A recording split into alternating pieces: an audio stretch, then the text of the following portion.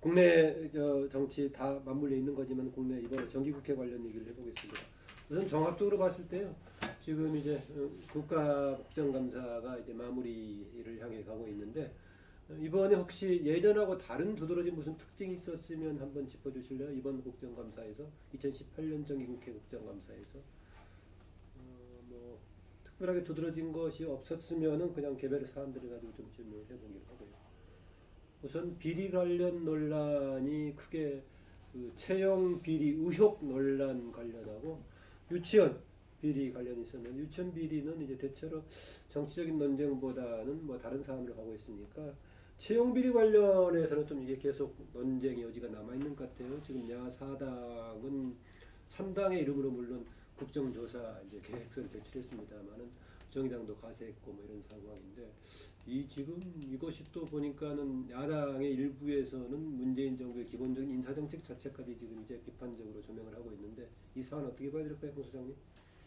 어찌됐든 사실 이번 국감 크게 기대를 안 했던 국감인데 네. 제일 크게 성과를 냈다면 유치원 비리 문제하고 네. 인사 채용 비리 이 두 건이 제일 큰 성과라고 봅니다. 기대도 안 했고 상당히 정치 국감으로 예상을 했는데 그나마 정책 국감이라고 할 수 있는 두 건이라고 해당이 되겠고요. 네. 두 건 다 국민 여론에 미친 영향은 굉장히 큰 사안입니다. 이 자체의 어떤 그 본질적인 문제를 떠나고 국민 여론은 굉장히 큰 사안이고 정치적으로도 분명하게 영향을 미칠 수 있는 사안이다 이렇게 보여지고요. 이 채용 비리와 관련해서는 이게 지금 사실 좀 더 이게 조사가 되고 이 진상이 밝혀져야 최종 판단을 할 수가 있겠지만 이거는 향후 우리나라의 지금 여기 이제 이것이 가면은 이것이 어떻게 되느냐에 따라가서 꼭 이거는 내가 볼 때는 유불리를 떠나갖고 이것이 제대로 진상이 규명이 되고 이것이 진행이 된다면은 내가 볼 때는 향후 우리나라 정치 중심의 적폐가 사회 전반으로 확산되는 계기가 될 수 있는 사안이다 이렇게 보여져요. 뭐 지금 얘기하신 홍 수장님 얘기하는 것은 심지어는 자치단체들까지 확산해서 보자. 그럴 수도 있죠. 이거는 뭐 이제는 뭐 어쨌든 간에 그 한국당 등에서는 이것을 문재인 정부의 일자리 정책 자체까지 좀 맞물려 가지고 지금 비판의 거리로 좀 삼으려고 있는 상황 같은데 아직 여당에서는 사실 자체도 근거가 없는 수준인데 여러 가지 좀 확인을 절차를 거친 다음에 뭐부터 보자 뭐 이런 정도 얘기를 계속하고 있는 것 같아요. 채용 비리 문제는 좀 잘 정돈을 좀 해서 봐야 될 것 같아요. 구분할 것도 잘 구분을 좀 이제 하고 네. 굉장히 여러 가지 게 지금 섞여가지고 뭐 덩어리로 얘기가 되고 있기 때문에 그렇습니다. 몇 개가 맞물려 있죠. 해야 될 것 같은데 기본적으로 이 채용 비리는 뭐 만약에 그런 의혹이 있다면 뭐 철저하게 규명이 되고 또 책임을 이제 물어야 되겠죠. 근데 이제 서울교통공사 사례 같은 경우 이번엔 집중적으로 문제가 된 서울교통공사 같은 경우는 뭐 친인척 직원 친인척의 비율이 유난히 이제 많다는 거. 그거는 뭐 국민 감정을 놓고 봤을 때 분명히 좀 이제 문제는 있어 보여요. 그래서 그거를 뭐 감사원 감사든지 아니면 감사원 감사 거치고서 뭐 검찰 수사까지 가든지 뭐 그에 관해서는 뭐 의혹이 남는 것이 없도록 철저하게 이제 확인을 해야 될, 검증을 해야 될 필요성이 있다 그렇게 이제 생각이 이제 되고요. 그런데 그거를 뭐 지금 단계에서 그렇다고 해서 지금 자유한국당이 규정하는 것처럼 권력형 채용 비리 이렇게 규정하는 것도 굉장히 좀 너무 이제 빨리 나간 그런 거라고 보여요. 그러니까 자유한국당의 전제는 중앙정부라든가 아니면은 서울시의 어떤 개입 관련 이런 거를 전제로 하고서 지금 권력형 비리라고 규정을 하는 건데 이게 이제 서울교통공사 내부에서의 이제 문제는 있을 수가 있겠는데 그거를 이제 뭐 조사를 해봐야겠지만은 감사를 해봐야겠지만은 하지만 지금 여타 부분이 연관이 된 게 드러난 게 없는 상태에서는 너무 이렇게 좀 정치적으로 지금 몰아가고 있다는 생각이 하나 이제 들고요. 그래서 그거는 좀 구분해서 볼 필요가 있다. 아무튼 뭐 진상은 경위는 어떻게 된 건지 철저하게 좀 가릴 필요가 있다 이렇게 봅니다. 그리고 이제 또 하나는 이 논란 과정에서 지금 얘기가 자꾸 이제 되는 게 마치 비정규직 또는 무기계약직을 정규직으로 전환한 거 까지도 지금 문제가 되는 것처럼 얘기가 되는 거, 이거는 좀 곤란한 거 아닌가. 이미 뭐 이런 비정규직을 가능한 한 최대한 정규직화하자는 거는 사회적인 공감대도 어느 정도 지금 형성이 돼 있는 거고, 그렇기 때문에 그거를 이제 진행을 하고 있는 건데, 그거 자체를 문제 삼으면서 정규직화하니까는 예산 부담이 이제 늘어난 거 아니냐. 이런 이제 공격이나 어떤 비판까지 하는 거, 이런 거는 지금 뭐 사회적인 어떤 요구하고는 또 상충이 되는 그런 거라고 이제 봐서 좀 이런 것들을 좀 구분해서 볼 필요가 있다, 그렇게 생각을 합니다. 저는 문정권이요, 굉장히 뭐라고 할까요? 정의라는 관점에 대한 자의적 해석을 하고 있다고 봅니다. 아까도 제가 이야기했지만 대한민국에서 군대 가는 거, 그 다음에 대학 들어가는 거, 그 다음에 취직하는 거, 이 세 가지가 유일하게 신분 상승이나 노력에 의한 올바른 대가를 갖다가 이렇게 따를 수 있는 부분이라고 봐요. 그렇다면 비정규직이 정규직이 되는 것이 옳은가에 대해서도 우리가 근본적인 의문을 가져봐야 돼요. 왜냐하면 비정규직도 못 되는 사람도 많고 비정규직을 들어가는 것도 빼기고 연고고 좌우합니다. 그러면 지금은 연고로 들어간 고용 세습만 이야기하지만은 솔직히 고용 세습보다 훨씬 많은 게 저도 공기업의 주변에 많이 듣습니다. 비정규직 들어온 사람들 중에서 한 개씩 끈 안 달고 온 사람이 있다. 사실은 백이 더 커요. 그래서 들어와서 슬쩍 걸쳐놓고 이제 정권이 비정규직을 대부분 정규직으로 바꾼다니까 좀 있으면 또 정규직이 되버립니다. 무기계약직을 거쳐서. 그러면 정규직으로 들어가려고 공시나 공무원이나 공공기관에 공부를 하는 사람들은 그건 뭡니까? 자, 그 사람들 중에 아무리 성적에 잘해도 3배수나 2배수 뽑습니다. 그래서 마지막에 그 중에서 니는 되고 나는 안 되는 거는 어떻게 해서 떨어지는지도 모르고 그냥 기회도 못 가지고 떨어져요. 그걸 하려고 돈을 엄청나게 써가면서 몇 년씩을 공부를 합니다. 그럼 여기서 정의는 어떤 겁니까? 같은 직장에서 똑같은 월급을 받고 똑같은 대우를 받으려면 똑같은 경쟁 과정을 거쳐서 가야 되는 게 그게 기본적으로 민주주의와 이 원리 아닙니까?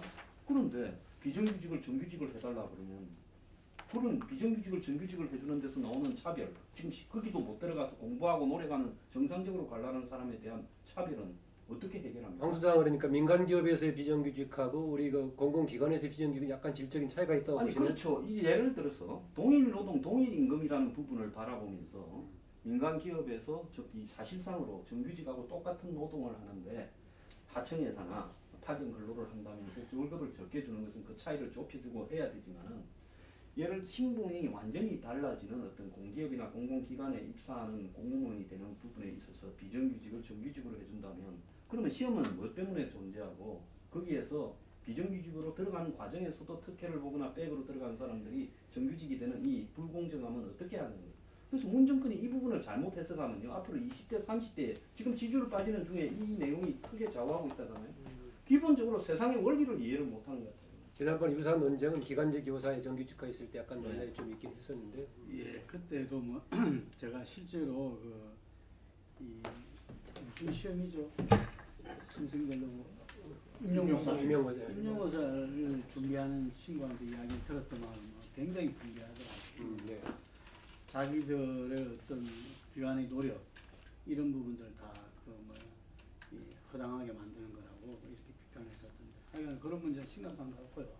근데 이번에 제가 국토교통위원으로 있는 윤호중 의원을 인터뷰를 했는데 어제 이 국감을 했대요. 해가지고 지금 교통공사에 대해서 이걸 들었는데 본인 이야기로는 친인척이 11.2%였다.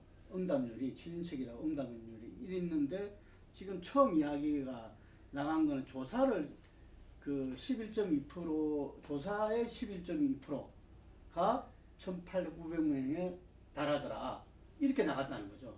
그러니까 엄청난 것처럼 처음에 나갔는데 실제로는 윤 의원 표현에 하면 태산명동의 서일필도 아니더라. 뭐 이렇게 이야기를 해요. 그래서 그 팩트 체크가 정확하냐 아니까 정확하다 뭐 이러는데 어쨌든 그 정확한데 자유평화당과 정의당까지 지금 국정조사에 합치하는 모양인데 자유평화당 아니고 민주평화당. 민주평화당. 그건 어떻게 생각하냐 그랬더니 아마 팩트를 알았으면 안 그랬을 거다 이런 이야기 하더라고요. 그런데 하여간에 이후에 논란 추가된 게 있어요. 무슨 샘플링 조사였고 뭐 등등 여러 가지. 네. 반 팀장들이 그냥 써냈다는 것도 있고. 네, 그래서 제가 볼 때는 어쨌든 그런 문제는 그런 문제로 두더라도 예를 들면 이 채용 비리란 게 이 지금 야당 쪽에서는 옛날에 강원랜드 채용 비리 등을 해서 그때 전수조사를 한다 뭐 이런 이야기가 있었지 않습니까? 근데 지금 우리나라에서 일자리 문제가 가장 심각하고 그중에 청년 실업 문제가 심각한데 그 부분은 완전히 건드리는 문제인 거죠. 그러니까 이 여론조사에서도 국민 여론도 이 지금 말하는 고용세습에 대한 국정조사에 대한 찬성률이 굉장히 높잖아요. 그게. 그래서 이 문제는 아마 이 문재인 정부의 기분을 흔들 수 있다. 예, 뭐 그래서 아마 제대로 이렇게 먼저 수사가 그 이루어져야 되는 게 우선순위 아니겠느냐. 이게 국정조사 전에 밝힐 거 있으면 제대로 밝히는 것이 낫다 이런 생각이 들고요.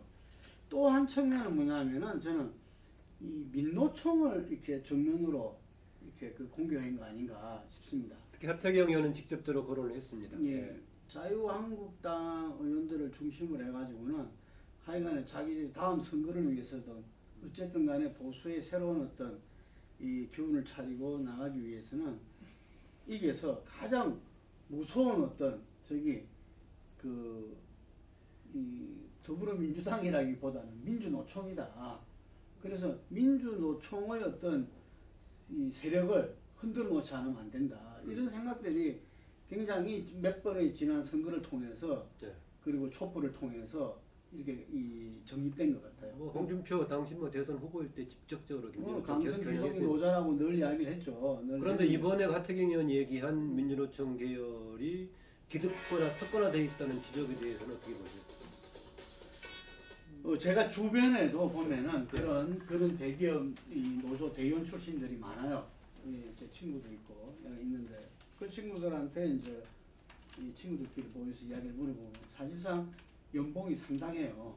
예, 그 친구들이 연봉이 상당하고 또 여러 가지 혜택이 그 대학만 들어가면 뭐 졸업 때까지는 그냥 이게 단체 협약에서 이제 우울한 힘을 가지고서 그렇게 했겠죠. 그래서 이 그런 노조가 조합원들 그런 혜택 받은 거는 좋은데 그 자체는 좋은데 다른 쪽에 대해 배제하고 맞물려 있던 문제가 되는 거 아니겠어요? 그렇죠. 바로 그 부분이죠. 그래서 그 부분에서 저는 늘 생각하는 게 사회적 대타입이 필요하다. 사회적 대타입이라는 것은 상호간의 양보를 통해서 어떤 그 합의를 이뤄내야 되는데 그 부분에서 노동 쪽에서 양보를 해야 될 부분은 기본적으로 그러한 그 이 민노총을 중심으로 한 대기업 노조에서 대폭적인 양보가 필요하다 이렇게 보는 거죠. 네, 그 부분 좀 홍 소장님 이거는 사실 저기 그 아까 제가 말씀드리기를 이 문제가 어떻게 되느냐에 따라서 이제 사회적 문제로 이것이 넘어가는 사회적 적폐 문제로 넘어가는 계기가 될 수 있다 말씀드렸는데 넘어가는 그런 구체적인 계기가 각 국민들의 개개인의 이해관계에 많이 관련이 되면은 이제 그런 식 문제로 넘어가죠. 채용 문제는 고용 문제이기 때문에 특히 유치원 문제도 유치원 자녀를 둔 많은 학부모들의 관련이 되어 있기 때문에 사회적 적폐 문제로 넘어갈 수 있는 대단히 큰 문제다 이렇게 본 거고요. 사실 현 정부에서는 나는 약간 좀 전번에도 한번 지적했던 문제인데 정규직이 비정규직화 이전에 순서가 하나 조금 잘못된 게 있다.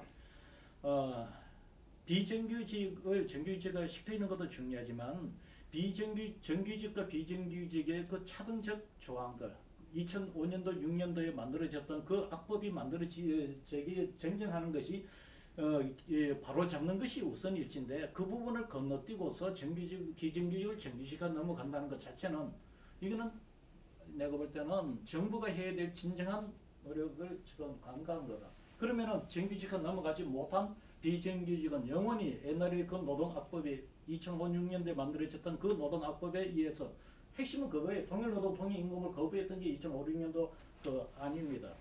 그럼 뭘 말하는 거? 2년 지나면은 뭐 비정규직이 아니요. 해야 된다. 그게 2년 후에 정규직이 되고 안 되고 떠나갖고 동일노동 동일임금은 적용이 돼줘야 됐다는 거예요. 우선적으로 그걸 먼저 해서 그거를 하게 되면은 정규직화에 대한 소위 굳이 필요성이 없을 수 있다. 필요성도 덜 할 거고 아니 그 사실 당시에 그 부분을 넣지는 됐지만 뭐가 자, 안는 거하고 악법이다는 아니죠. 거 다르잖아. 그 굉장한 악법이죠. 왜냐 집권 노동계가 줄기차기에서 만들어낸 최고의 그 금자탑이 동일노동 동일임금이에요. 그것을 그 당시 노조사정위원회에 두고 거의 60%도 안 되게끔 비정규직한테 줘도 되는 식으로 만들어 버렸지 않습니까? 그래서 지금 비정규직이 이렇게 광범위하게 채용이 된 거고, 비정규직으로 근무하면은 이런 불이익을 합법적으로 강제가 되는 상황이 되어버린 거예요.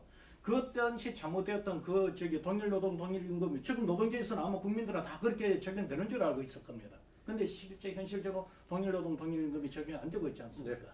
네. 뭐 법의 현황은 좀 이제 더 확인해봐야겠지만 일단 정 소장님 얘기는 비정규직의 정규직화보다 우선적인 과제는 동일노동 동일임금이 우선적인 원칙이고 그걸 삼았어야 된다는 얘기죠. 다른 나라는 그럼 어떻게 해결하느냐? 일본 같은 경우에는 대기업과 중소기업의 격차가요, 수준에 따른 차이가 굉장히 적습니다. 그래서 실제로 한 10% 안팎 차이밖에 안 나고요. 또 지방에 있는 무슨 하청기업과 근실한 중견기업과 격차도 한 10%밖에 안 나요. 그러니까 최대로 월급의 격차가 20% 안팎밖에 안 나니까 실제로 자기 고향에 살고 싶어서 대기업 취직을 안 하려고도 하고 네. 실제로 그런 어떤 이 노동에서의 양극화라는 부분이 그렇게 부각이 되지 않아요. 그러니까 일본에는 근실한 중견기업이나 중소기업이 전국에 골고루 생존할 수 있으면서 한국보다 제조 역량이 훨씬 강화되고 있거든요. 독일에는 경영 참가 제도가 이렇게 돼가면서 노동자들이 주도를 해서 정부나 이렇게 고용주측에다가 지역별로, 그러니까 지역 따라서는 임금 격차가 클 수 있으니까 과거에 동독 지역이나 서독 지역의 차이가 크지요. 잘 사는 지역도 못 사는 지역이. 그래도 지역별로 동일 노동은 동일 임금을 하자고 노조가 스스로 양보를 해주죠. 노조가요. 그러니 사용자나 고용주가 어떻게 그걸 마다하겠습니까? 그러면서 그런 부분들이 해결이 되면, 그래서 비정규직을 정규직화 시킬 게 아니라 사실은 이 전체적으로 이 격차를 갖다가 줄이는 식으로 가야 되고요. 그리고 비정규직과 정규직은 일의 특성상으로 사실은 있을 수밖에 없는 부분도 인정해야 된다는 겁니다. 세상의 모든 것을 정규직으로 처리하는 나라가 어디 있어요. 그렇기 때문에 임금 격차를 어떻게 해소할 건가를 노동자가 중심에 서고 노동개혁을 하면서 정부나 고용주도 삼자가 양보하는 이런 협약을 추구해 가야 되는데, 이걸 갖다가 정규직화를 갖다가 시켜버린다고 하면서 월급을 갖다가 올려서 그냥 동일하게 맞춘다 이런 생각을 하니까요. 지금 이런 문제가 발생하는 거 아니겠어요? 홍 소장님 지적했던 부분 내가 마침 그때 인권위에 있을 때 이거 뭐 이제 관련해서 점검했는데 했다가 누구야? 전제가 이제 뭐 다르니까 이게 이거는 정규직화에 관한 또 이제 논쟁이 되니까는 이거 뭐 일단 최근에 이제 고용 세습 의혹 논란. 강조하고 싶은 거는 일단 이제 뭐 정규직화를 내다보고서 이제 비정규직으로 이제 특혜를 받아가지고 이제 들어온다. 이를테면 이제 뭐 그런 이제 전제. 물론 이제 그런 사례들이 있을 수가 있고 그 부분에 관해서는 뭐 철저한 뭐 이제 검증이나 뭐 조사, 뭐 기존의 것들이라 하더라도 뭐 그런 게 필요하다고 봐요. 그리고 앞으로도 뭐 그게 정말 뭐 정규직화까지 내다보고서 비정규직으로 들어오는 거에 어떤 특혜라든가 이런 게 없도록 그런 거는 뭐 철저하게 이제 뭐 차단을 해야 된다고 이제 생각을 하는데, 근데 이제 기본적으로 그렇다고 해서 이제 비정규직화를 이제 정규직화하는 것 자체가 이제 뭐 문제라는 거, 이거는 좀 동일하게 좀 이제 어려운 것 같아요. 물론 그게 이제 뭐 모든 거를 뭐 다 그렇게 뭐 정규직화한다는 것이 이제 아니라 뭐 일정 기간 그 조건이 이제 충족이 되고, 그리고 업무의 뭐 특성을 봤을 때 뭐 정규직화 하더라도 뭐 아무 문제도 없고, 오히려 그 정규직화 됐을 때 좀 안정적으로 업무가 이제 가능한 뭐 그런 거, 뭐 그런 경우에 있어서는 정말 뭐 이제 뭐 여건이 뭐 감당하는 안에 있어서는 뭐 최대한 뭐 정규직화 해주는 것이 뭐 그건 어느 정도 뭐 사회적인 공감대가 뭐 형성이 된 부분 아닌가 좀 그렇게 생각을 해요. 예. 국정 제가 짧게 이 부분은 추가하고 좀 하겠습니다. 지금 국정 조사 관련해서 김동구 대표는 사전 여러 가지 조금 뭐 기초적인 것은 다 감사원이든 뭐든 간에 한 다음에 국정조사로 가는 순서를 얘기하는데, 야당은 지금 당장 해야 된다라고 계획서를 제출한 상황인데 거기에 대한 견해는 어떠세요? 짧게 좀 듣고 넘어가겠습니다. 여기 비정규직 정규직화 고용세습 논란 문제 관련해서는 해야 된다, 해야 된다. 일단은 지금 이 부분은 사실 그 비정규직으로 들어왔는 게 현 정부에 들어온 사람들이 아니다 뿐만 아니고 꽤나 오래 전부터 이전 정권부터 이 비정규직으로 들어와 있던 사람들이 정규직화가 되어 있기 때문에 네. 야당에서도 이거를 물어붙였을 때 모든 책임을 여당에 책임을 지을 수 있다는 프레임으로 간다면 그거는 야당도 그 실익이 없을 것이다. 예, 실익이 없고 단 이제 노조 쪽에서 예, 그런 식으로 이제 그 비정규직을 많이 뭐 단체 예배하게 더 있는 그렇게 뭐 문제 구체로 나왔죠. 그런 문제가 있을려면 그건 또 다른 사안이 됩니다만은 대체적으로 노조에서 세습 채용하는 거는 정규직이지 비정규직은 또 있긴 있는데 좀 덜한 편이었던 거고요. 그래서 그래서 이게 근본적으로 국정조사까지 할 필요 있느냐 그런 이거는 제가 볼 생각이네요. 때는 제 생각에 국정조사보다도 이거는 정치적인 문제를 가기보다도 정확하게 이거에 대한 어떤 실태를 파악해서 예. 행정적 조치로 가는 것이 예, 맞지 그 않을까. 감사원 등의 처리를 얘기하시는 것 같고요. 예. 사람들이 좀 지나가면 다 까먹는 것 같아요. 문정권이 처음 들어서서 강원랜드라든지 채용비리 메꿔서 갖다 들밀면서 10만 4천 명을 전수조사하라고 엄청나게 이렇게 오랫동안 떠들었지 않습니까? 그러면서 실제로 많은 사람들을 구속도 시켰어요. 채용비리. 그걸 통해서 문정권은 이 채용과 관련된 적폐, 전 정권들의 적폐를 해소한다고 주장을 했습니다. 이것은 문정권의 주요한 방향 중에 하나고 가치 중에 하나였어요. 그런데 그 가치가 문정권을 떠받치는 주요한 축인 민노총에 의해서 위배되는 일이 지금 제기되었다는 의혹이 제기되고 있어요. 그렇다면 그때 전수조사를 했던 것과 마찬가지로 똑같이 전수조사를 해서 채용 비리뿐만 아니라 백으로 들어온 게 난 더 중요하다고 봅니다. 훨씬 많을 거라 봐요. 지인척 채용 비리가 아니라. 그래서 그까지 포함해서 완전히 전수조사를 했어요. 그래서 이런 부분을 갖다 회수할 책임이 있죠. 이 정권은 포인트를 얻을 때만 자신들이 전수조사해서 야당 의원이고 정적들을 제거하는 데 쓰고 자기들이 그런 문제에 연루됐다는 의혹이 제기된 부분에서는 덮어버린다면 그거는 한마디로 세상의 만사를 전부 정치적으로 이용한다는 비판밖에 더 받겠습니까? 그러니까. 전수조사 한다고 그러잖아요. 어제 이재갑 노동장관이 밝혔죠. 뭐 위원회인가 TF가 구성했죠. 네, 작년 5월 12일 이후에 이제 그 정규직화된 그 사례들에 대해서는 전수조사하겠다 이렇게 밝혔고, 그러니까 공공부문 정규직화 방침이 결정된 이후에 사례들에 대해서는 다 전수조사한다고 그랬으니까 뭐 그건 이제 그걸 보면 될 것 같고요. 그래서 저는 뭐 이 채용비리 의혹, 고용세습 의혹은 뭐 타자관 뭐 어떤 방식으로든 다 파헤치는 게 뭐 좋다고 생각을 해요. 이건 뭐 국민 정서가 가장 더 이제 민감하게 반응하는 부분이고, 이거는 뭐 좀 의문이나 의혹이 남을서는 안 되는 부분이니까 물론 이제 국정조사 방식이 이렇게 효과적이냐 하는 건 의문은 있지만은 또 그것도 뭐 감사원 감사대로 하고 또 뭐 국정조사도 뭐 또 굳이 뭐 피할 이유는 없지 않나 이제 생각이 드는데, 다만 이제 그랬을 경우 뭐 꼭 뭐 서울교통공사만 뭐 한정할 문제도 아니고 뭐 지금 여야 간에 뭐 논쟁이 되고 있지만은 뭐 강원랜드 같은 경우도 뭐 지금 의혹의 여전한 대상이니까 뭐 포함시키는 게 맞다고 보고요. 그래서 채용비리 또 고용세습 뭐 전반에 관해서 뭐 꼭 이거는 하고 이거는 말고 뭐 이런 식이 아니라 그 전반에 관해서 뭐 파헤쳐야 될 거는 다 파헤치는 좀 그런 게 뭐 바람직하다고 봅니다. 네. 이번 조사 계획서에도 뭐 다른 기관도 할 수 있게끔 포괄적으로 좀 명문화돼 있긴 하던데,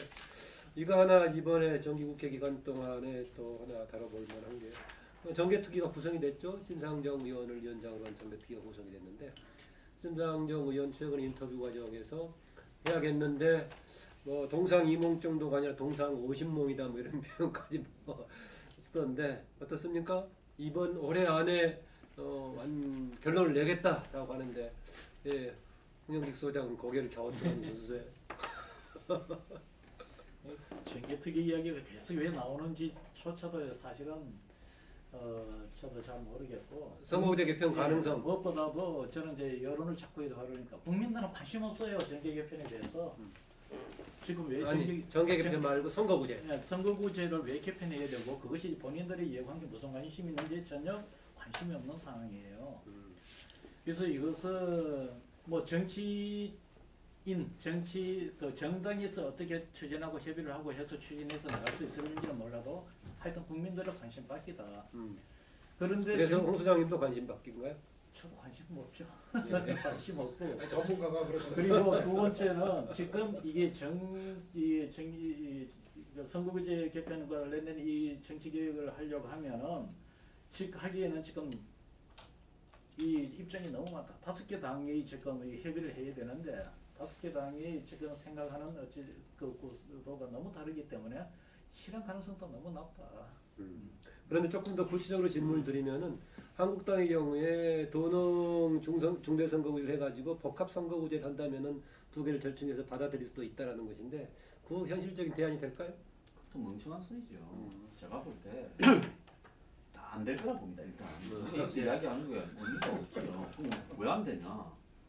기본적으로 정치 개혁이나 한국의 정치 개혁은 뭡니까 권력 구조 개편 문제하고 연관되어서 내각제라든지 뭐 이념 집중구제를 가느냐 마느냐 이런 부분에서 연관되어서 논의되면서 국회의원 선거구제는 어떻게 하느냐가 부차별로 논의를 했지. 개헌하고 맞물려 있다 그 얘기죠? 국회의원 선거구제를 놓고 그렇게 이야기한 적은 없어요. 또 총선이 2020년 4월이니까 총선까지 지금 정치적으로 추세를 보면 지금이야 여건이 월등하게 유리하지만은 총선 때쯤 되면 여건이 월등하게 불리해진 상황이 또 형성될 수도 있어요. 수도 있다고 봅니까? 그럴 거라고 봅니까? 저는 그럴 거라 봅니다. 이러고도 만약에 그런 일이 안 벌어지면 우리 민주주의가 잘못된 거라고 저는 보죠.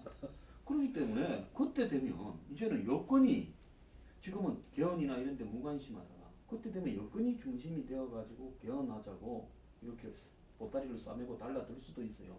적어도 그런 상황이 올 때까지는 정치 개혁 특위는 그야말로 개정 휴업 상태일 거라고. 제도 개편이 어렵다라고.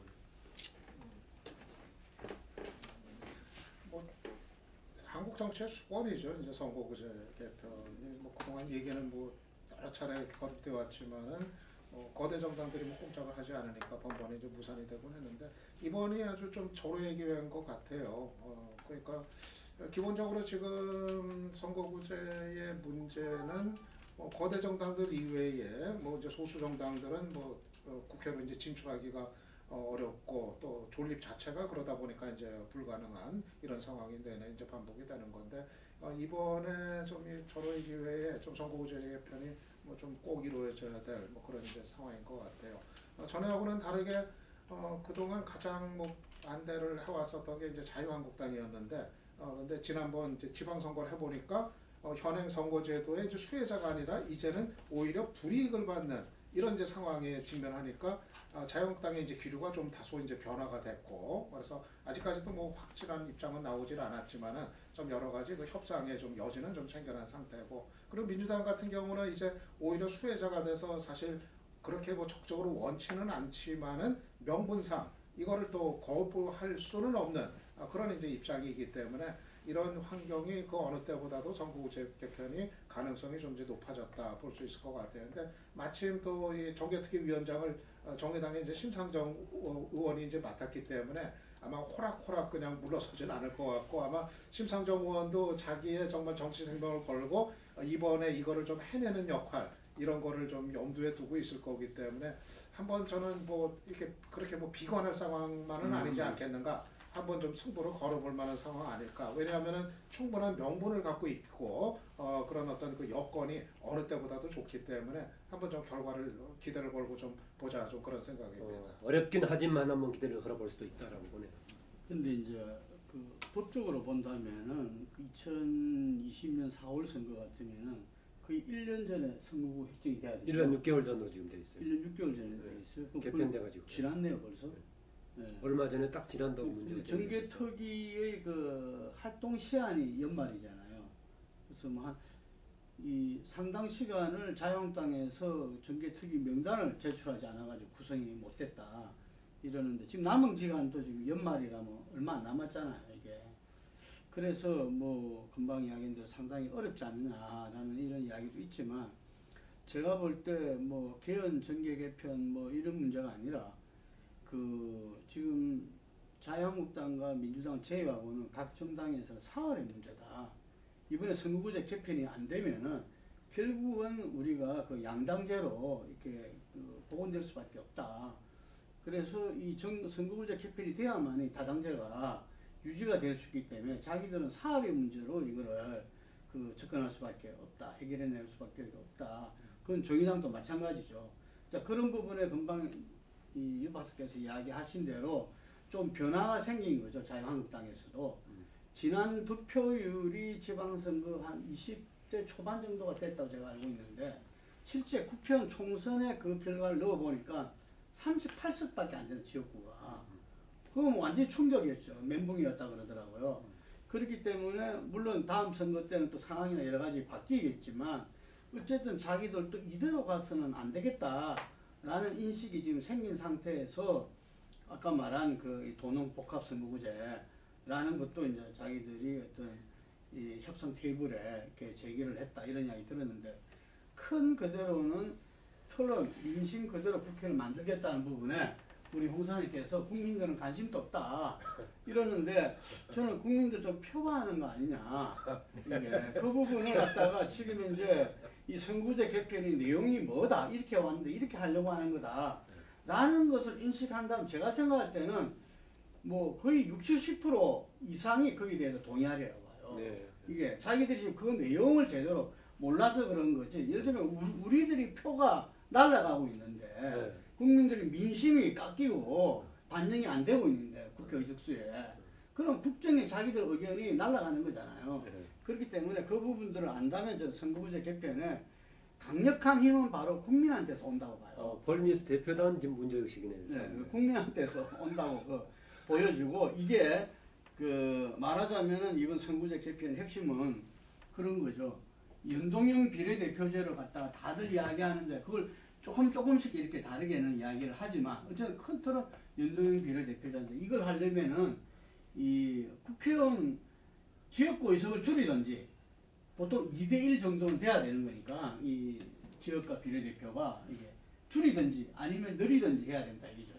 그래서 요 문제를 국회가 결단을 하는 데 있어 가지고는 기본이 핵심 포인트가 국민들이 동의를 받아내느냐 네. 이거거든요. 그래서 저는 이 문제가 단순하게 이 정당끼리의 어떤 이렇게 그뿐만 아니라 결국에는 핵심에는 국민들의 어떤 동의, 국민들의 민심의 어떤 판단 이런 게 중요하다고 봅니다. 네, 그 정도로 정리하겠습니다. 최근에 그 한국당 관련해서 몇 개 좀 보도가 있었는데요. 그 중에 하나는 김병준 비대위원장이 100일 지나면서 했던 역할에 대한 평가와 더불어서 새롭게 가담한 조광특 위원으로 전원책 변호사의 역할에 관해서 이런저런 좀 논란들이 있었는데요. 또 바로 며칠 전에 김병준 비대위원장 어디 기자들에게 지나가면서 했던 얘기가 전원책 변호사가 조광특 위원으로서의 역할 못지않게 평론가처럼 얘기를 하고 다닌다. 지금 약간 불만 섞인 얘기를 한 것 같은데 최근 행보들 어떻게 보세요? 저는 먼저 한국당이 뭐 때문에 전원책이하고 김병준이를 데려다가 저러고 있는지를 이해가 가지 않아요. 자, 비대위를 한다면 비상한 뭔가 아니 고용한 사람은 누구라고 보세요? 고용한 사람은? 고용한 사람은요? 아니 김성태 원내대표가 고용주의 좀 대리인? 대리라고 봐요. 대리인일 수도 있지만 사실은 본인이 고용주라고 생각할 거라고 합니다. 예. 그런데 문제는 뭔가 하면 거기에 대해서 안 달라들고 다 방치해 놓는 거는 전부 다 개파마다 데미지를 입어서 네가 하기도 어렵고 내가 하기도 어려우니까 우리가 그동안에 도장에 좀 다니고 릴렉스해서 힘을 좀 기를 동안에 허수아비들 좀 세워놓자 이제 이랬댔는데 이제 허수아비도 하다 보니까 욕심이 생겨요. 그러니까 이제 전부 사표 받아가지고 국민의 어떤 정서라는 미명하에 이제 전원책이 데려와서 전원책으로 하여금 목을 다 자르게 이러는데 전원책이 또 되니까 허수아비한테 임명된 전원책도 또 욕심이 생겼어요. 그래서 이제 서로가 서로를 못 믿는 일이 벌어지고 있는데 저는 첫째 전원책은 자유경제원의 원장을 했습니다. 정경련과 관계 있는 인물이지요. 그런 이유들 때문에 박정근이 몰락을 했는데 거기에 특정한 인형 이렇게 한마디로 수구 기득권이라는 인형의 연관성이 있는 인물이 와서 지금의 한국당의 공천을 좌우하고 박근혜가 저리 된 것은 경제민주화 때문이다. 그리고 당의 색깔을 무슨 로고를 빨간색으로 바꿔서 그렇다.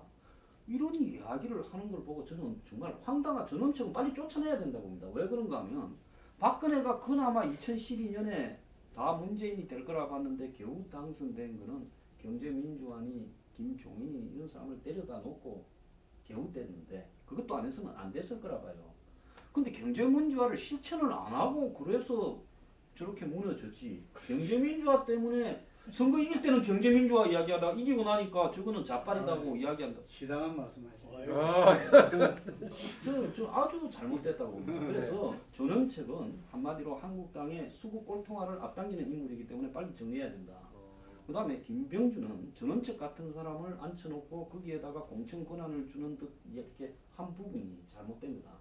한국당은 가장 중요한 것은 한국당의 개혁의 가치와 비전이 뭔가를 지금 국민들이 요구하는 수준에 맞게 과감하게 그 비전 정리를 하는 것이 더 옳았는데요. 지금까지 그런 비전을 정리하기는커녕 한국당은 다시 옛날로 그대로 돌아가고 있어요. 그렇기 때문에 이런 비대위 체제를 할 필요가 없고 빨리 자기들끼리 친박, 비박이니 홍박이니 뭐 다 나와서 붙어가지고 예. 한 명 뽑아서 그쪽에 가치대로 죽이 되든 밥이 되든 총선까지 가는 게 맞다고 봅니다. 예. 지금 할 시간 낭비를 하고 있어요. 그건 제가 볼 때는 좀 전에 이야기를 했지만 아주 공감한다면서요.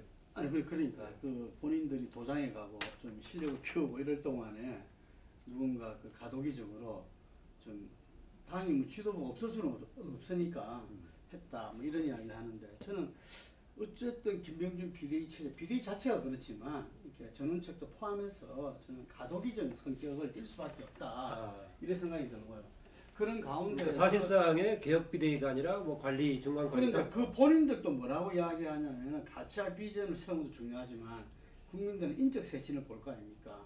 그럼 인적 쇄신도 예를 들면은 지금 현재 이전에 무소불위의 권력을 누리든지 뭐 어쩌든지 이런 사람들을 그 쇄신을 해야 될 건데 국회의원 한 명도 쇄신 안 한다 그러잖아요. 국회의원은. 그러니까 국회의원 자르려고 들어온 거 아니다 이야기 해버리니까 그러면은 원외위원장, 불쌍한 원외위원장을 교체하는 수준으로 가겠다는. 당협위원장도 현역은서는 안 된다고 얘기를 했어요? 네? 당협위원장 유지한다는 얘기는 안 한 것 같은데 국회의원들.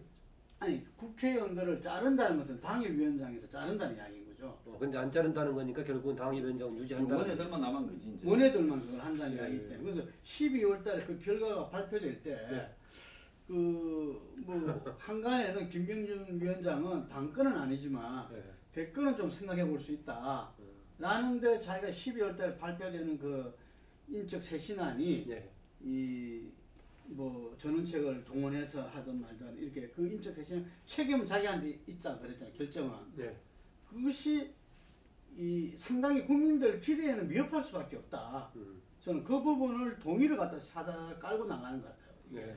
그래서 이 어쨌든 같이 비리에 대해서 사람들이 자유한국당 내에서도 관심 갖는 거는 그 김병준 위원장이 당권 대권에 관심 있나 노나 예를 들면은 이렇게 관리 맡겨놨더만은 그 여부이지 지금 이것의 비대의 흐름이 성과가 당을 불러일으키고 이 한국 탈퇴를 한다 기대하는 사람 거의 없는 것 같아요. 네. 그렇기 때문에 결국은 이 기한이 끝난 시간이 지나가고 제가 볼 때는 2월 전당대회에서 친박이든 비박이든 뭐 이렇게 이 아마 정면 승부를 해가지고 네. 거기에서 지도부를 선출을 하고 그리고 당이 쪼개지든지 어쨌든 같이 이렇게 이 하나도 가든지 하고 진짜 승부는 그 다음에 있다.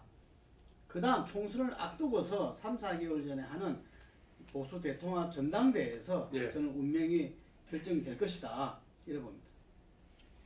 자유한국당이 쇄신이 되려 그러면 셋 중에 하나는 돼야 됩니다. 하나는 가치 쇄신이 되든 아니면은 인적 쇄신이 되든 아니면은 대권 주자가 새로운 대권 주자가 하나 구상하든 그런데 지금 다 난망한 상황입니다. 사실 김병준 비대위원장이 올 때 가치 쇄신에 대해서 좀 기대를 했었죠.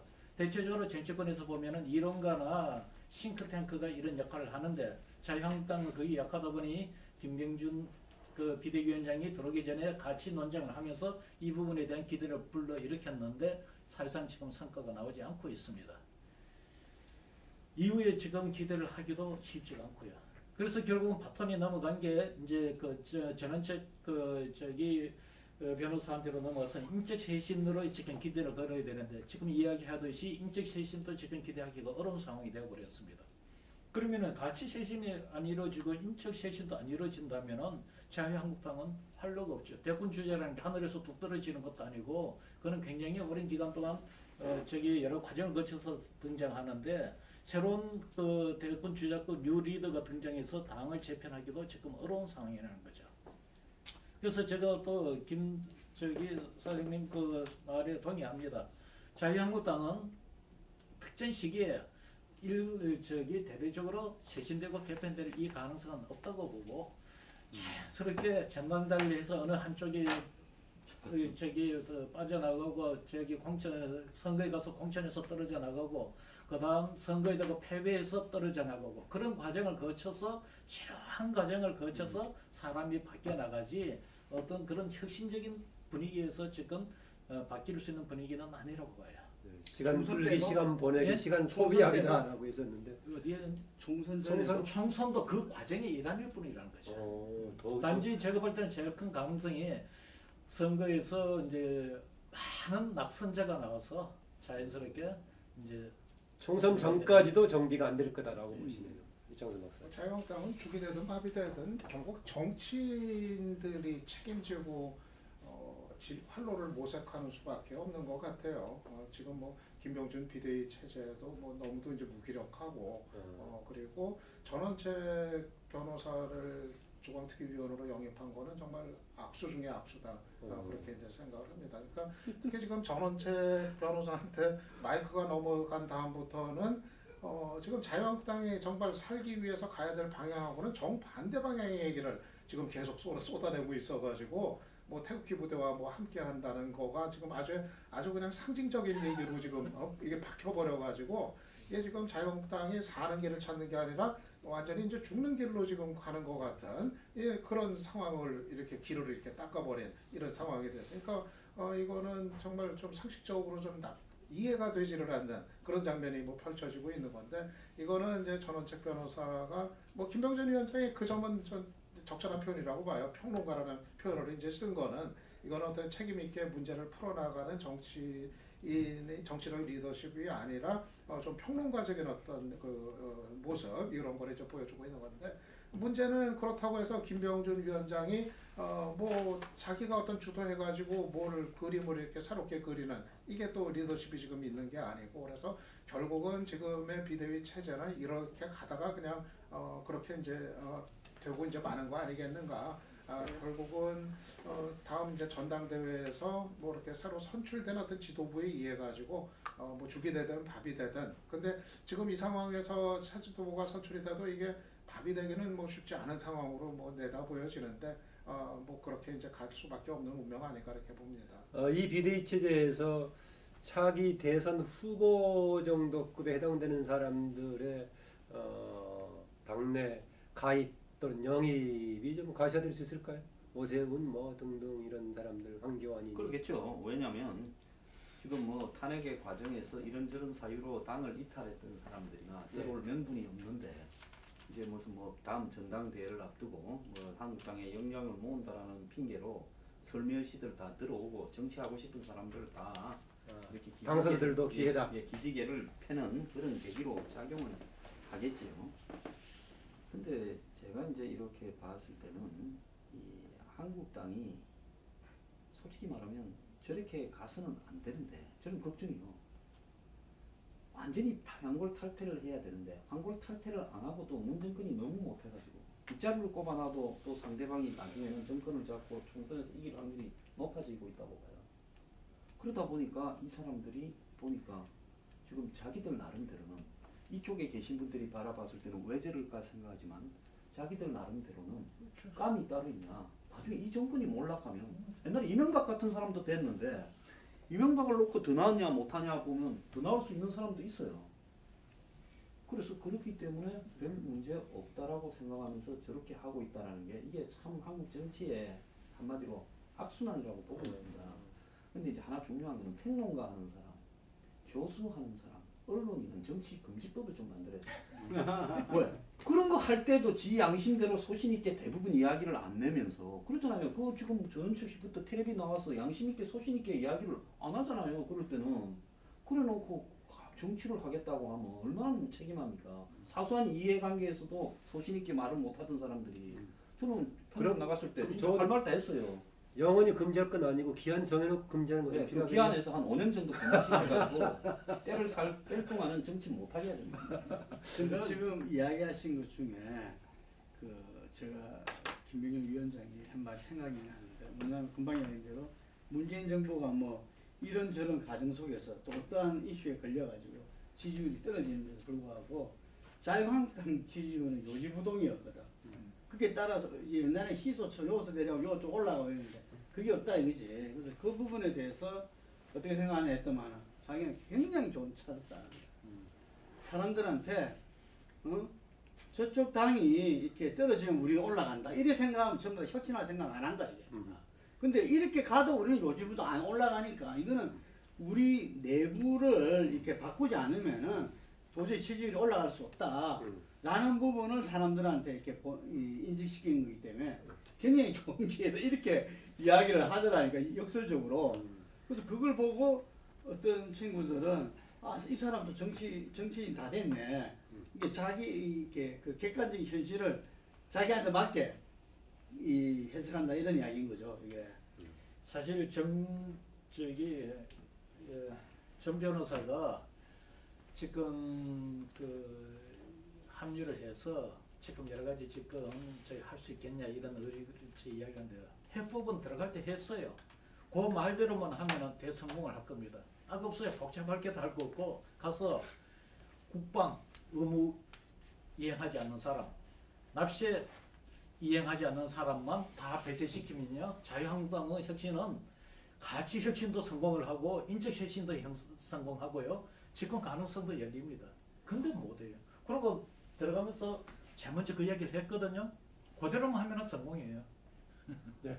아까 그 대권 후보급이라고 알려진 사람들의 가담력을 좀 제가 질문했었는데 나온 김에요. 최근에 자기 대권 주자 이제 여론조사 기관들의 조사하면은 한때 김능구 대표가 아주 선호했던 이낙연 총리가 뭐 1등으로 계속 나오고 있는 것 같아요. 이 현상 어떻게 봐야 될까요, 김능구 대표? 그 여권에서 최근에 제가 들은 이야기가 이낙연이냐 박원순이냐. 김부겸은 대상 안 되는가요? 아니 이게 이런 이야기를 들었다고. 네, 들었다. 지금 뭐 1, 2위니까 그런 이야기를 한다고 해서도 있지만 어쨌든 간에 이낙연 총리가 상당히 대선 후보 깡으로는 지금 이 위치를 갖다가 지금 확보한 것 같아. 이런 생각이 들고요. 네. 그리고 최근에 국회에서도 그 대정부 질의나 이런 부분에서 완전히 이 야당하고 맞짱을 화끈하게 떴잖아요. 이게 그 굉장히 어떤 주도 면밀하고 합리적인 사람이 그런 대목에서는 뭐 이렇게 이전에 그 이해찬 총리 별명이 뭐죠? 브락 총리의 뭐 못지않게 이렇게 그 맞짱을 뜨는 거 보고 저 사람이 다음 생각하고 있구나 이런 느낌을 다 준 것 같아요. 이게 예, 그래서 그렇지만 실제적인 정국 운영에서 총리로서 우리 헌법이 부여된 총리로서의 역할을 하고 있는가 이런 부분에는 회의적이죠. 실적에 대한 평가에 있어서는 예, 왜냐하면 자기들도 이야기하는 게 뭐 우리가 청와대 정부란 말이 있듯이 청와대가 워낙 이걸 하니까 총리실은 거기에서 청와대가 다 해버리면 별 총리실이 할 역할이 없죠. 이게 축소될 수밖에 없는데 그래서 앞으로 저는 그 부분을 예를 들면은 그 문 대통령이 얼만큼 열어주느냐 그 활동의 그 폭을 그래서 그게 좀 이렇게 이낙연 총리에 달려 있는 것 같아요. 제목 자체는 어떻게 보세요? 제목으로서 대권 주자로서의 본인의 제목으로서 이게 언론인을 쭉 하다가 예를 들면 국회의원을 한 거거든요. 그렇기 때문에 이 다방면에 대해서 많은 이해에 대한 어떤 인식은 깊이는 있는데 실질적인 자기가 이 사회에 대한 언론이 조금 다르잖아요. 이게 정치인도 그렇고 그래서 그런 부분을 극복하면은 제목도 뭐 되지 않나 이런 봅니다. 네. 지금 여론조사를 이야기 나왔으니까 말씀드렸는데 어떻게 보면은 두 양강적인 어떤 구도로 조기의 초수 이런 모습을 좀 비춰지고는 있어요. 그런데 이제 그 지지율의 성격에서 박원순 시장은 이미 4년 하고 지금 9년째 이렇게 하고 있는 상황이고 이제 이총리의 경우는 7년 정도 했어요. 2011년 11월로 들어왔으니까. 재보선을 시작했나요? 9년. 근데 여기 이총리의 경우는 어쨌든 경력이 좀 짧아요. 국회의원을 하고 지금 총리가 한데 지금 보면은 선거상 보면은 약간 이총리의 경우는 문재인 대통령의 후광 효과가 좀 있지 않느냐. 그래서 그 지지율이 100% 이 총리의 지지율인지 아니면 후광 효과로서의 영향으로 미치는 것인지. 문재인 정부의 총리다. 예, 그러니까 그 후광 효과가 좀 있는 것 같아서 결국은 이 총리가 스스로 대권 주자로서 쓰려고 하면은 임기가 얼마까지 더 보장이 될지 모르겠지만 임기 기간 내에 책임 총리로서의 자기 성과를 뚜렷한 성과를 내야 된다. 후광 효과가 아닌 뭐를 내야 되는데 그게 관건일 것 같아요. 근데 여당인 민주당에서 그 뭐 후광 효과를 이야기했으니까 하는 말인데 예를 들면은 그 대통령 후보가 되는데 가장 제일 중요한 포인트가 바로 그거라고 해요. 문재인 대통령의 후광 효과를 누가 온전히 받아내느냐. 이게 달려있다 이렇게 얘기해요. 근데 이낙연 총리가 행보는 뭐 대체적으로 뭐 무난하게 잘하고 있는 것 같아요.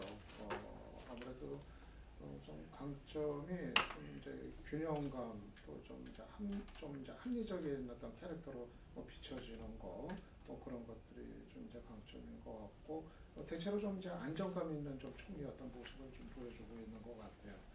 이제 그렇다고 해서 아까 뭐 문재인 대통령이 후광 효과 얘기했지만은 뭐 이렇게 특별히 뭐 예스맨으로 뭐 비춰지는 뭐 그런 것도 아닌 것 같고 뭐 앞에 이렇게 나서는 거는 좀 조심을 하지만은 뭐 또 뒤에서는 여러 가지 또 이제 뭐 고언이나 뭐 이런 것도 뭐 아끼지 않는 것 같고 그래서 좀 차기 주자 반열에 놓고 봤을 때 상당히 좀 이제 어느 정도 위치를 좀 잡을 가능성은 있어 보인다 이렇게 판단이 들고 다만 뭐 인물에 대한 뭐 긍정적인 평가하고 이제 또 별개로 문제는 특히 지금 이제 여권 그 주자 같은 경우 차기 주자가 되려면은 그 팬덤 좀 열광적인 지지층이 있어야 사실은 항상 그게 이제 바람을 잡아주면서 올라가곤 했는데 이낙연 총리는 지금 스타일이 이제 또 그런 거는 지금 아니란 말이에요. 사실은 이제 김부겸 장관도 그게 없어가지고 그렇게 이제 고전을 하고 이제 실패를 했던 건데 어떻게 보면 김부겸 장관도 사실은 좀 안정감 있고 균형감은 있는데 그 부분이 비어서 그게 이제 계속 실패를 했던 건데 이낙연 총리 같은 경우도 비슷한 부분인데 그걸 과연 어떻게 넘어설 수가 있을지 그러니까 결국은 여권의 어떤 차기 주자가 부상하는 과정이 어떤 그림 속에서 될 것인지 뭐 이것과 맞물리는 문제일 것 같아요. 반기문도 안 되고 역대 총리 중에 대통령이 된 사람이 하나도 없다라는 걸 본다면 솔직히 그런 거 하는 사람은 대통령 되려고 생각하는 사람이 아니라 그냥 이인자로서 가계무시야. 그 일본 말로 영무사 해가지고 가짜 죽은 역할을 수행하는 거죠. 이낙연이 가계무시아인 것은 어디서 드러나는가 하면 문재인 그 유럽을 순방할 때 그 임종석이 선글라스 끼고 헬리콥터 타고 국가보안법으로 군대도 안 간 임종석이 옆에 서훈 국정원장, 국방부 장관, 통일부 장관 거느리고 그 지금 이 지뢰 제거하는 얼마나 좋겠어요. 지뢰를 제거해서 도로를 놔주는데 거기 가서 빨리 하라고 동료하러 갔을 때 그 임종석이 가는 게 아니라 이낙연이 가야지요. 그 하나로 이낙연은 임종석의 가계무시한데 임종석도 꿈꾸고 있지요. 문재인 후광 효과요. 지금 후광 이야기하죠. 1년 뒤에 후광 그건 니나 가져라 할 겁니다. 제가 봤을 때 지금 넌더리가 나가지고 거의 그냥 만신창이가 돼가는 경기지사 이재명보다도 더 확률이 없다고 봐요. 대통령이 가려면 대중의 감성을 자극하는 뭔가가 조금이라도 있어야 되고 한마디로 열렬한 지지자가 생길 수 있는 장점을 이재명은 여전히 후보군이라고 보세요? 저는 후보군에서 아직 탈락 안 했다고 봅니다. 왜? 저렇게 잡초처럼 버티는 것도 능력이에요. 얼마나 집에 갔을 건지. 네, 알겠습니다. 마지막으로요. 이제 2018년 10월에 이제 정치 진단을 하면서 한마디씩 하시고 싶은 얘기 하고 마무리하겠습니다. 없습니까?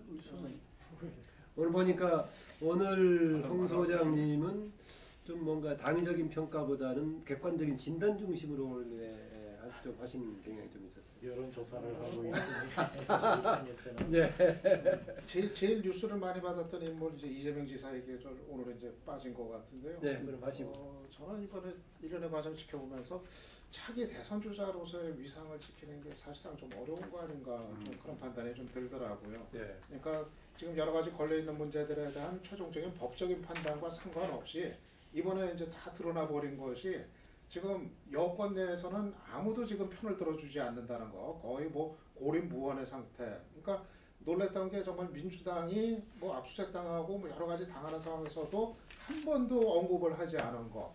그리고 민주당의 어느 의원도 아마 한두 명은 있었더라고요. 좀 너무 심한 것 같다. 근데 대부분의 의원들이 다 침묵을 유지한 거. 이게 사실은 자기 당 소속 현직 지사한테 대하는 그거로는 좀 상상하기 어려웠던 장면인데 이런 상황에서 거의 뭐 당에서 이제 왕따가 되다시피 한 그런 존재인데 물론 이제 거기에는 이 지사의 책임도 있고 사실은 인심을 못 얻은 그거에 대해서는 본인도 이제 뒤늦게 이제 반성 얘기를 하기도 했는데 어쨌든 간에 지금 여당 내에서는 뭐 이렇게 차기 주자로서 이렇게 좀 세워주는 분위기를 기대하는 거는 난망한 거 아닌가 그런 상황에서 정말 혼자서 개인의 힘으로 이거를 돌파하는 것이 과연 가능할까 좀 상당히 어려워진 거 아닌가 그렇게 판단이 됩니다. 네. 지금 여론을 조사를 해보면은 여론은 후행 지표예요. 선행 지표는 여론조사를 통해서 우리가 해석을 하고 추측할 따름인 거고 여론으로 드러나는 것은 후행 지표로 항상 나타나는데 현 정부 이제 국정을 맡은 지 1년이 조금 더 지나가는데 이것이 구체적인 현 정부에 대한 평가도 이제 서서히 나오게 하는 시점인 거고 해서 제가 볼 때는 현 정부는 지금 10월, 11월, 12월 그리고 내년 1월 달까지 여론의 흐름이 굉장히 중요할 것 같다.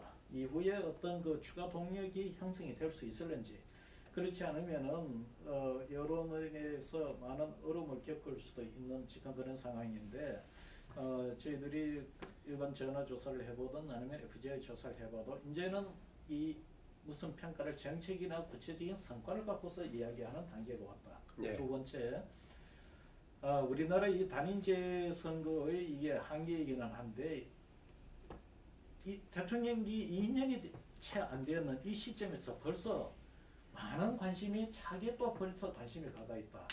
이거는 정치 체제상으로나 이거 국민들의 어떤 그 뭐라 해야 되나 역량을 지켜야 한다는 그런 차원에서 놓고 보더라도 이 단임제는 너무 일찍이 차기 권력에서 이렇게 매번 그 권력에 대한 관심이 이래 드러나는 이런 과정을 거치면서 너무 이 단임제는 초기 그 권력의 누수가 있기 때문에 어떤 형태로든 이거는 빨리 선거구제보다도 이거는 네. 더 심각한 정치 개혁의 주제일 것이다. 상황 진단 관련해서는 홍 소장님의 함의를 가려서 해석을 해야 할 것 같네요. 네. 황 소장. 경비행기하고 F-22 랩터하고 최강의 전폭기하고 올라갈 때는 어느 게 빨리 올라갈까요? F-22가 출력이 어마어마하니까 훨씬 빨리 올라가죠. 두 개가 이제 추락할 일이 발생했을 때 누가 빨리 떨어져요? F-22가 경비행기보다는 훨씬 더 빨리 추락할 거예요. 경비행기는 그래도 엔진이 꺼져도 바람을 타고 글라이딩이라도 되겠지만 이 정권이 문재인 노무현 정권보다 훨씬 업그레이드 돼 가지고 등장을 했습니다. 경비행기는 아니었다. 인수위 시절이 랩터가? 없었음에도 불구하고 그런데 그러면 이제 잘해야 되는데 이게 이제 한 방 맞아서 추락하기 시작하면 추락할 때 속도는 올라갈 때 속도보다 몇 배로 더 빨리 떨어질 거예요. 그래서 제가 볼 때 문제는 뭔가 이 정권에 대해서 이러면 안 된다고 하는 사람이 좌파 학계에서도 좌파 또 평론계에서도 곳곳에서 나와서 지정해야 되고 당 내부에서도 나와야 되고 김용 대표 잘 들으세요. 문제를 제기하고 해야 되는데 이렇게 입을 싹 닫고 있는 정권을 보지를 못했어요. 요즘 이 정권이 벌이고 있는 가짜 뉴스 소동만 하더라도 이것이 보수의 일부 가짜 뉴스가 있다 칩시다. 저도 있다고 생각합니다. 그렇지만 그것은 현재 현행법으로도 얼마든지 처벌이 가능한데 저걸 갖다가 언론을 두들겨 잡겠다라는데 요 근래 몇 명 이야기를 하지요. 전부 입을 닫고 있어요. 이건 민주주의의 정식으로 위반되는 거예요. 좌파들이 주장하는 인권 민주주의에. 그래서 이건 뭔가 하면 한마디로 주변을 초토화시킨 채 이렇게 소수 몇 명이 청와대에서 끌고 가고 있는데요. 이게 추락을 안 하고 계속 순항을 한다면 그건 기적이거나 완전히 신이죠. 제가 옛날 노무현 정권 초반에 저는 노 정권에 반대를 했는데 노 정권이 지지를 얻어나가는 거 보고 내가 정말 판단을 잘못했네. 내가 자살이라도 해야 되겠다 생각했는데 좀 있다 보니까 아주 추락하는 속도가 만만치 않습니다. 노무현 정권보다 제가 볼 때 한 2배 빠른 속도로 추락할 거라고 봅니다. 올겨울이 굉장히 춥고 힘들 거예요. 네.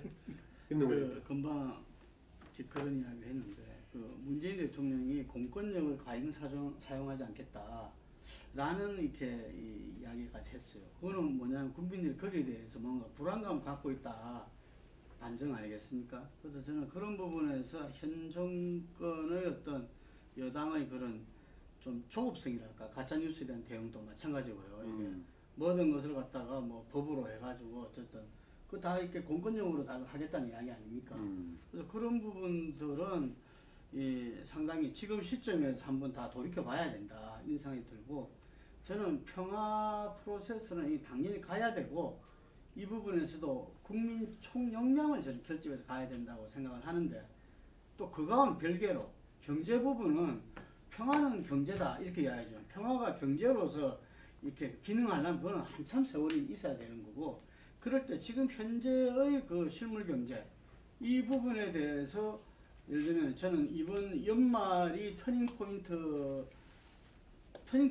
아니 어쩌면은 다시 올 수 없는 기회라고 봅니다. 네. 그래서 이 경제의 모든 부분에서 정부 정책의 어떤 이 부분을 책임지는 사람이 있어야 되는 거고 어떤 면에서는 우리 이렇게 소탈한 문재인 대통령 같으면은 대통령으로서 자기 공약만 고집할 게 아니고 이렇게 그 경제가 아까 말한 대로 실제는 전부 다 거의 뭐 80~90%가 전부 다 이 경제가 어렵다 힘들어졌다 이렇게 이야기하는데 그 부분에 대한 대국민 저는 사과도 있어야 된다 이래 봅니다. 그러면서 이번 연말을 거해서 이 내년부터 정말 경제를 일신하고 이 지금 우리가 이 경제 규모라든지 여러 가지 부분에서 이게 그 시장의 어떤 경제 운용 이게 이 시장의 이 경제 운용을 중심으로 가지 않으면 안 되는 지금 경제 체제잖아요. 그래서 저는 그런 부분에서 냉정하게 냉철하게